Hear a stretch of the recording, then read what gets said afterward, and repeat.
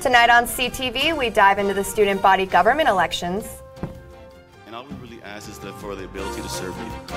Plus, a fire evacuated a Fort Collins hotel earlier this morning. Find out the unusual cause later on. And there's something fishy about this new CSU community member. Find out more tonight on CTV.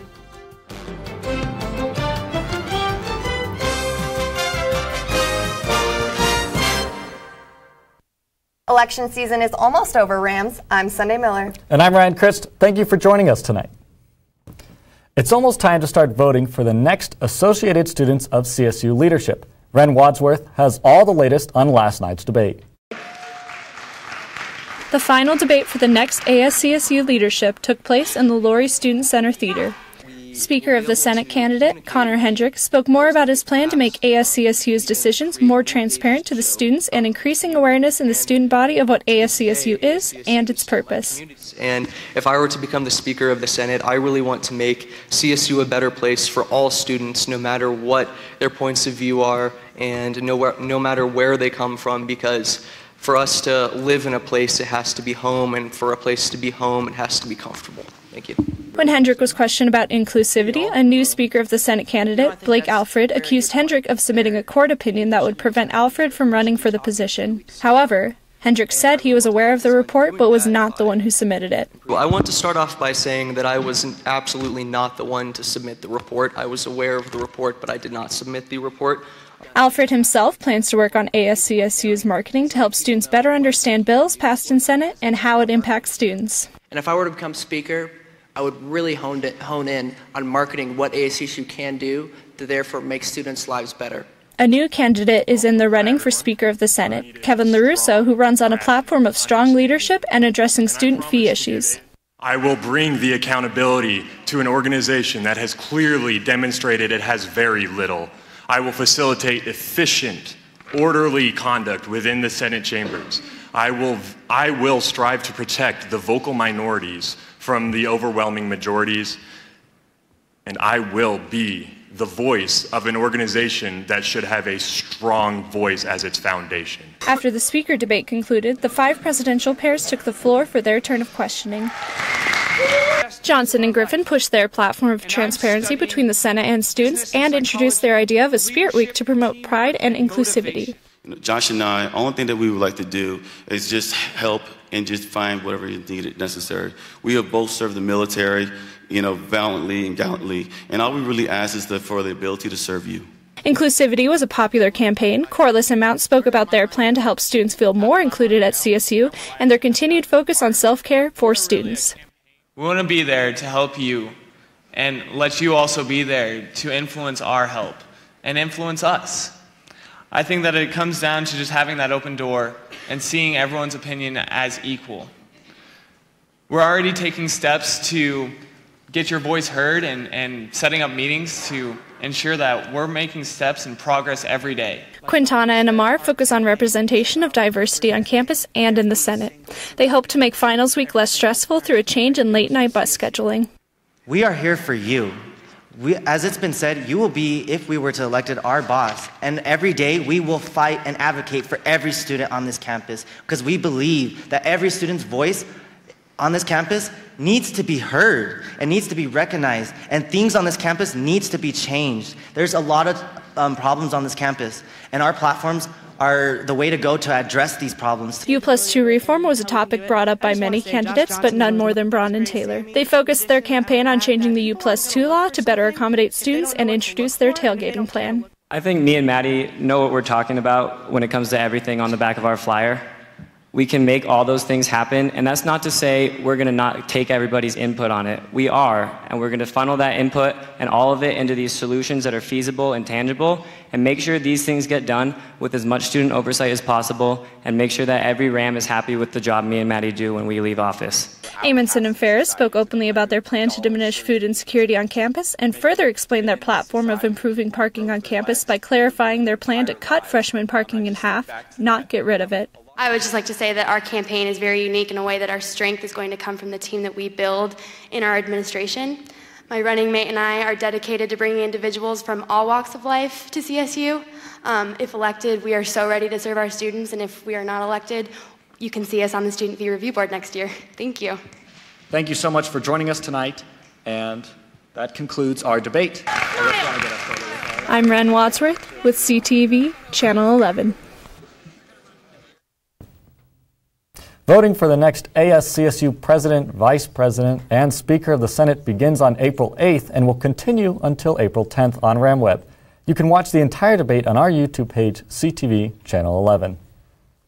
The Fort Collins City Council elections closed on Tuesday evening, and the votes are still being counted. That's right, Sunday. And in fact, this past year, less people have voted than they did in 2017. We're now joined with our political reporter, Edgar Cedillo, who has more updates. That's right, Sunday and Ryan. Tuesday's Fort Collins election saw a landslide victory for Mayor Wade Troxel in a race in District 2 that is still too close to call. Troxel won his third term as mayor with 73% of the total vote, which is just over 21,000 votes, compared to his challenger, Michael Presnick, who got about 7,000 votes. The District 2 City Council race is still being watched as there's only a 30-vote difference between Julie Pignaro and Noah Hutchinson. Pignaro has 2,598 votes, and Hutchinson has 2,568 votes. The race is still too close to call, and a mandatory recount could be called if it continues to remain this close. While all of these results are still unofficial, the City of Fort Collins is expected to release the results by next Friday. Taking a look at District 6, Emily Warhol won 48% of the votes going towards her. Kristen Stevens, who ran unopposed in District 4, obtained 4,100 votes. And moving on to the ballot issues, the Keep Fort Collins Great Sales Tax, which was set to expire in 2020, was approved by 61% of voters. On the other hand, the ballot issue, which sought to give the mayor and city council members full-time pay, was rejected by about 58% of the voters. To continue following the election, stay tuned to CTV and visit collegian.com for more updates. Back to you, Ryan and Sunday. Thanks, Edgar. Flags across the state are at half-staff in honor of a Cortez, Colorado soldier who was killed in combat on March 22nd. 33-year-old First Class Sergeant Will Lindsay was a member of the 2nd Battalion of the 10th Special Forces Group. He is survived by his wife and 4 daughters. A memorial service will be held on Tuesday in Fort Carson. People staying at the Northern Hotel evacuated the building early this morning because, ironically, the pipe that provides water to put out fires caught fire. Poudre Fire Authority responded to the fire at about 2 in the morning and had it fully controlled an hour later. According to the Coloradoan, the pump is repaired and all residents were able to return to their homes in the building. Poudre Fire Captain Matt Housley told the Coloradoan, "It's not every day you get a fire pump that catches on fire and puts itself out." Fort Collins is home to a variety of local restaurants, and we've seen a trend of more and more restaurants closing. Most recently, the Game Day Sports Grill abruptly closed on Monday night. According to the Coloradoan, the bar and grill opened only 14 months ago. This is the 9th restaurant to close this year. On the flip side, Fort Collins has a high turnaround rate for businesses. In fact, an indoor putt-putt course is coming to Fort Collins just in time for the summer. According to the Coloradoan, it's a 9-hole course with a bar in the middle. Old Town Putt is the newest addition to the Exchange, a group of businesses on North College Avenue. So Ryan, did you know we have a hurricane expert here at CSU? I didn't, but in fact, we have a whole team of hurricane experts. Philip Koltzbach is a renowned meteorologist at CSU who has been doing research here at CSU. You know, I find it really interesting that in a landlocked state like Colorado, we actually have the expert here. I know, it's interesting that he chose here, Colorado, of all places, to do his research. Absolutely. But anyways, Litos Castro has more on the hurricane season. That's right, Ryan and Sunday. Well, we do have CSU researchers here on campus, and they are predicting a below-average Atlantic hurricane season, with only 13 storms named this year. To put it to numbers, experts are expecting to see about 25% less than usual activity. For comparison, last year's activity was about 20% more active than a normal one. Right now, the tropical Atlantic Ocean has a slightly cooler temperature than what is typically seen. What that means is there is not as much fuel for a cyclone formation. Less heat equals smaller hurricane. In addition, the report also predicts that there is a less than 50% chance that major hurricanes will make landfall.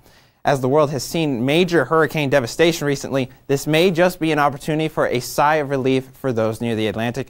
The CSU team will give future forecast updates throughout the summer. Back to you two beautiful people. Thank you, Litos. Speaking of water, water is in just about everything we make, from food to clothing. Water is used somewhere along the way. Sometimes we forget how much water goes into the drinks we make, like beer, which takes about 300 liters of water to make 1 liter of beer, which is why water is so important to these Fort Collins breweries.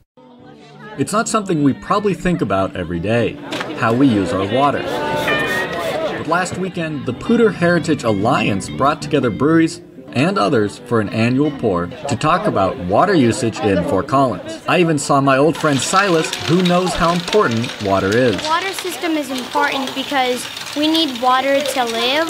It's really one of the building blocks of life. The main point of the event is to get people thinking about water in Fort Collins. We're making people aware of how valuable our water is. Let's just face it, we're at the top of the watershed, right? So we are the keepers of the wonderful water that makes this beer that we're celebrating today. We all depend on water to live, and so we all want to protect the top of the watershed, which is the Cashapooter River. The City Council knows this as well, with multiple water issues and concerns facing the community, like how water is going to be diverged from the Poudre River to the city of Thornton. They do have water rights that they're now trying to build infrastructure to deliver it to Thornton. I would like to try to continue to work with them that the Poudre River could be a conveyance mechanism through Fort Collins. While the city and the Poudre Heritage Alliance will continue to tell us the importance of water, I think 9-year-old Silas says it best. We want Fort Collins to continue to be around. We need water for everyone. Along with drinking beer and learning about water in Fort Collins, the Poudre Pour had live music, fun activities, and a s'more roasting station. To find out more about the Poudre Heritage Alliance future projects, you can head to their website at poudreheritage.org. A few weeks ago, we told you about a baby shark on campus who was almost ready to hatch. Well, he finally did. That's right, Sunday. We're looking at this cute little shark right here, known as a banded cat shark or a bamboo shark.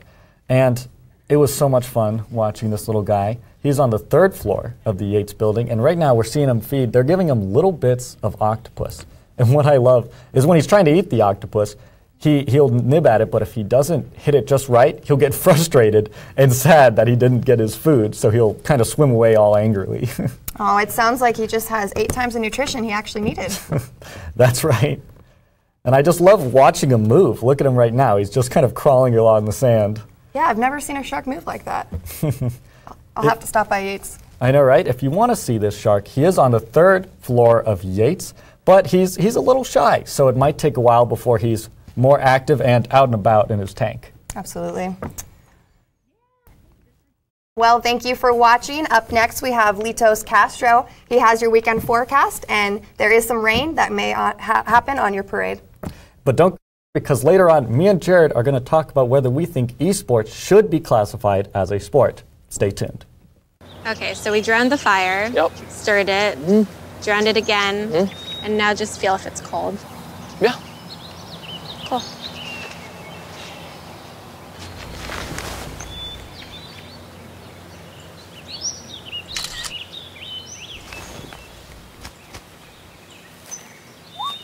Smokey just gave me a bear hug. I know. I already posted it. Well, Thomas, you've got pre-diabetes. But with more exercise and a change in diet, it can be reversed. I've tried exercising. It just makes me hungry for bacon.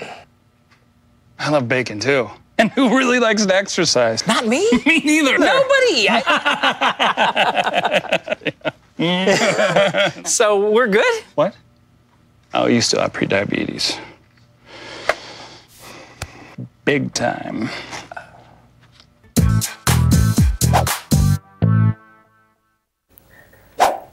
How's it going, Rams? Welcome back from the break. I'm Litos Castro, here to give you the update of what's coming up in the weather these next few days. So without further ado, let's get started. We're going to take a look at the current conditions outside right now.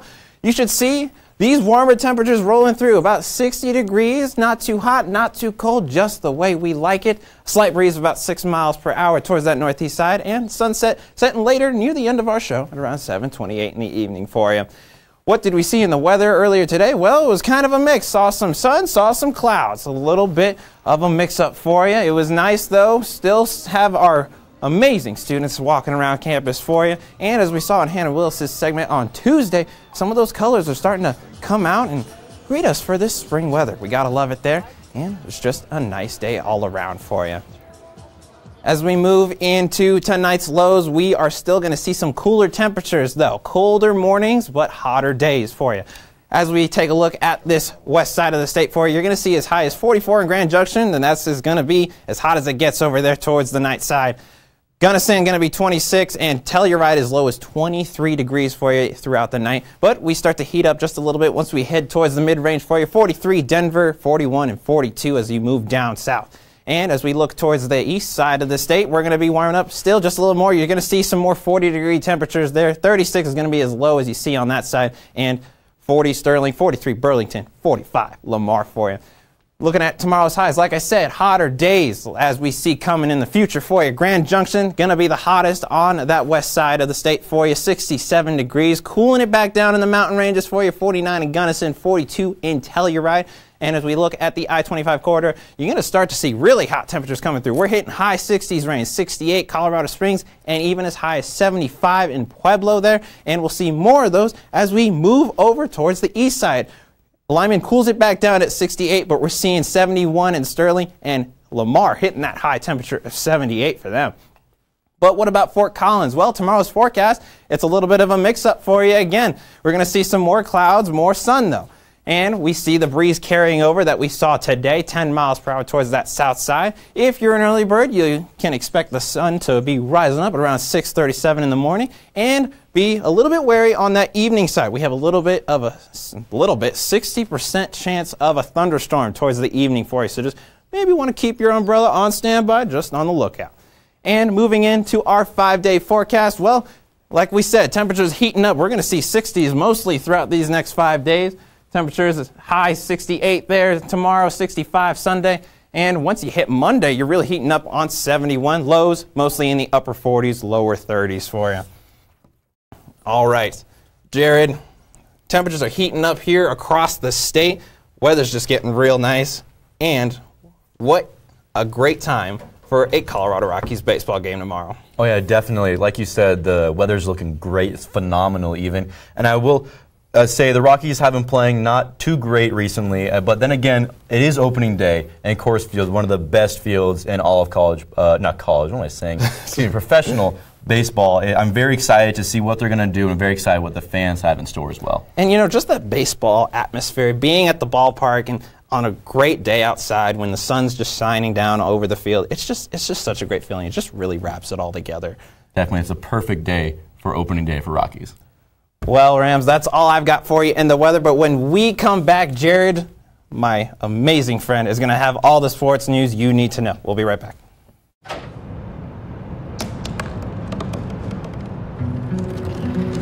They said I couldn't dream. Called me a piece of trash and swore that's all I'd ever be.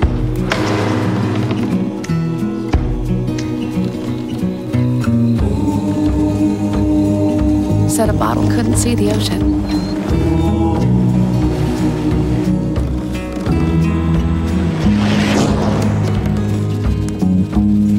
Give up. Go back to the dumpster.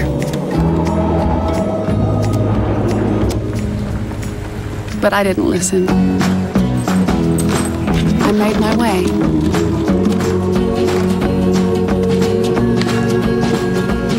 And now, I am what I've always wanted to be.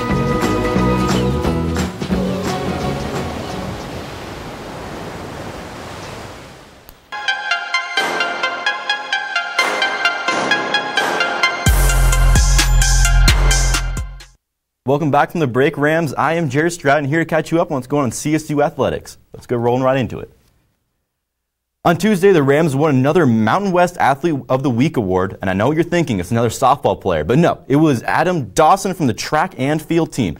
Adam Dawson won the award with flying colors due to his tremendous outing in the discus throw over the weekend. His mark was 54.49 meters, which was the best at the invite. It ranks as the 13th best discus throw by CSU and puts him at 41st place in the NCAA D1 standings, with it being the #1 in the Mountain West. He'll be able to improve on his high standards as early as tomorrow in the Colorado Invite, which lasts through Saturday. In the professional soccer world, the USA women's soccer team is currently in Denver. They're playing right now against Australia team in Dick's Sporting Goods Park, and the score currently right now is 0-0. I think that'll change really soon, though. The game will be highlighted by their leading scorer, Carly Lloyd, the legendary Alex Morgan, and the Australian team. Nothing against the Australian team, though. They are ranked number 6 in the power rankings, but every team is ranked lower than the U.S., and the expectation is for them to take home the Women's World Cup trophy later this year.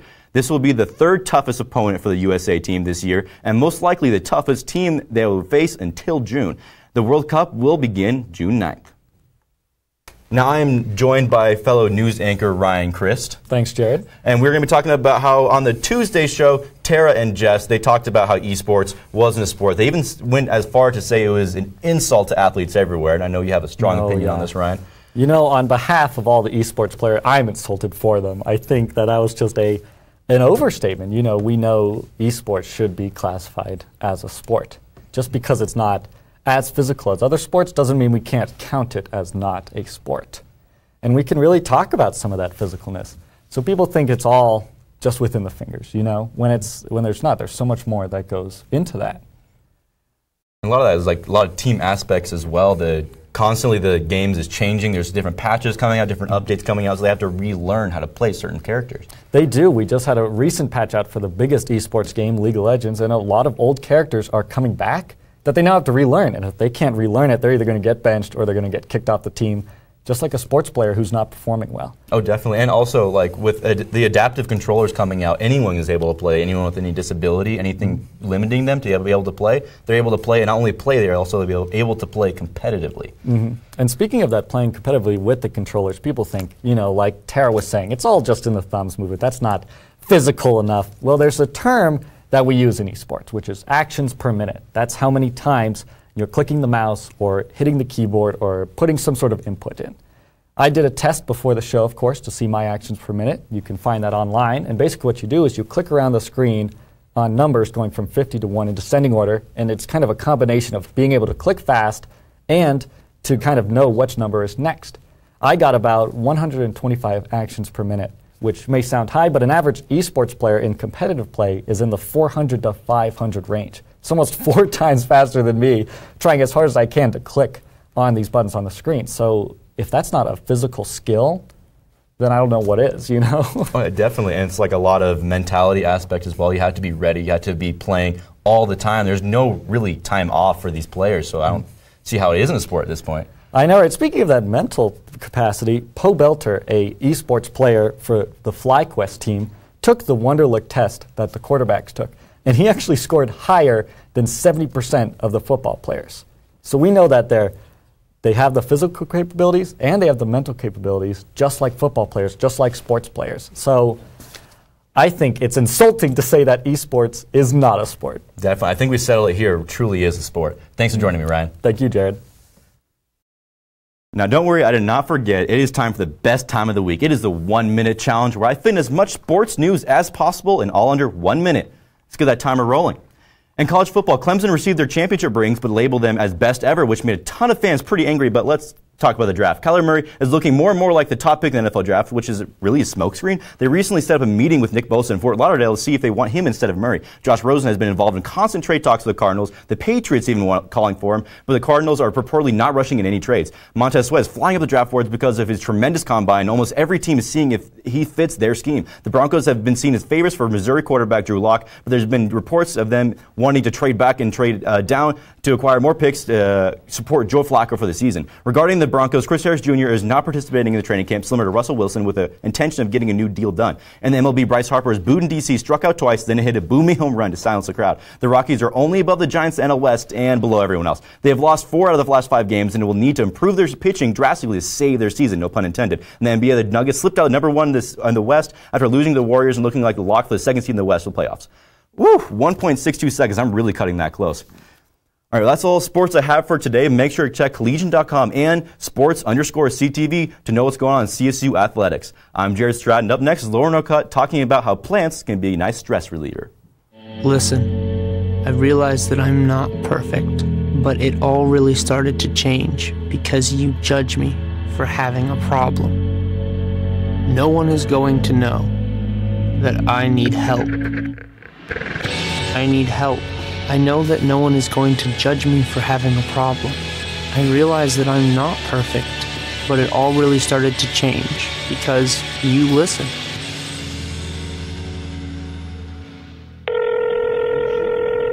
What's up, Henry?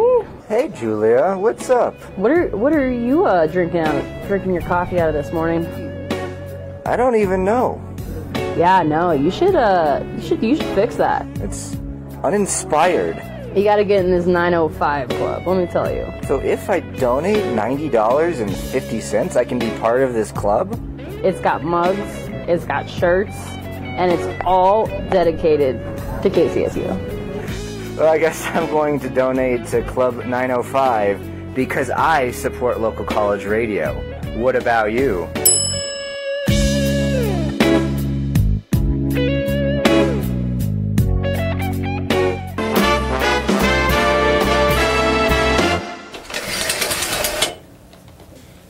Good evening, Rams. I'm your entertainment guru, here to fill you in on all of the fun and flirty things happening this week in FOCO.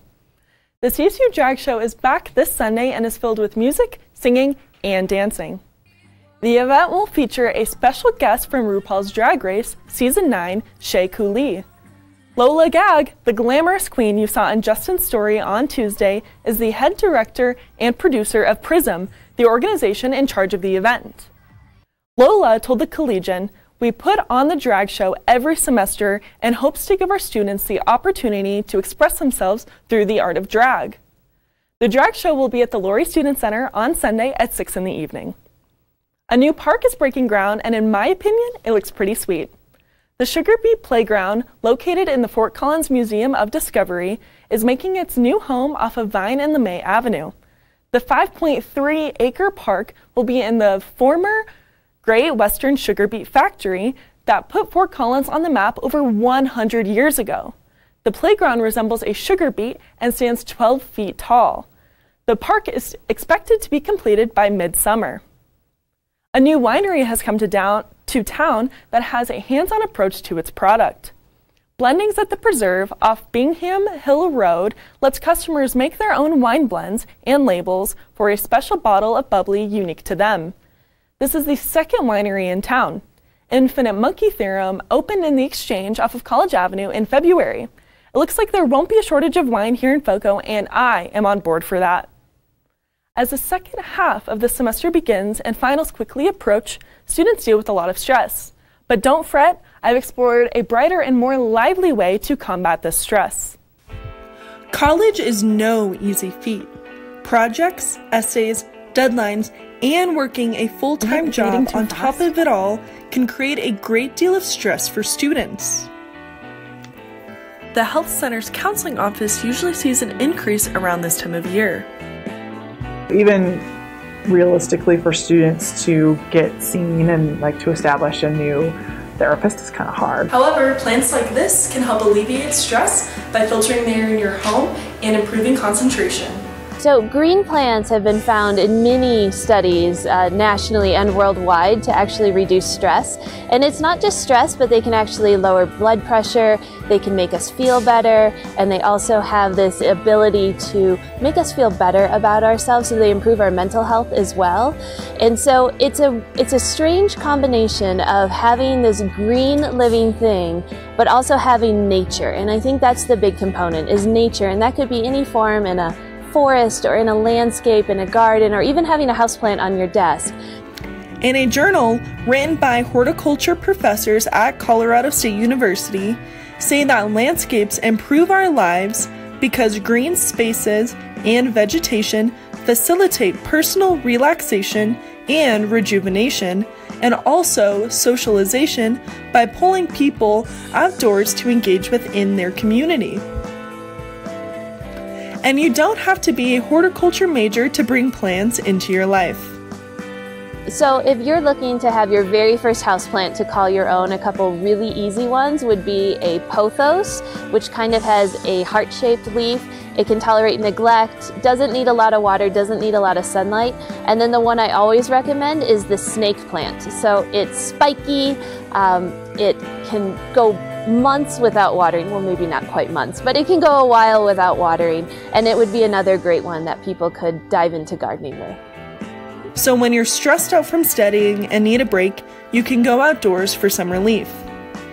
So going into finals week when it's really stressful, taking a walk outside or getting some fresh air, or visiting the university greenhouses and absorbing yourself in green plants, or even if you have the ability to visit one of our local nurseries, that will actually help you calm down. So it's just that connection with nature that really helps us as humans take a breath, relax, and remember that we have this connection to the earth.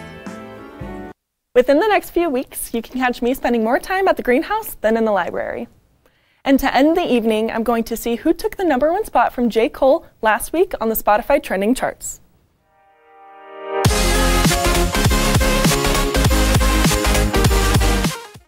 The edgy Billie Eilish rises to the charts with her song Bad Guy from her new album released last month.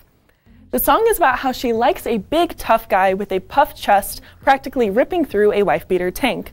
But as the song progresses, she turns the lyrics into her being the tough guy that isn't the type to meet his mom. My speculations say that Billie rose to the top not only because her new album was released recently, but because of her unique style. Eilish's soft vocals and eerie instrumentals combines modern pop with alternative indie music. Next week, I'll see if Eilish keeps her spot on the charts or if she's beat by someone else. Well, that's all the time I have for you tonight, Rams. Thank you for tuning in, and make sure to come back next Monday for our sports show. Same time, same place, more news from the people you know.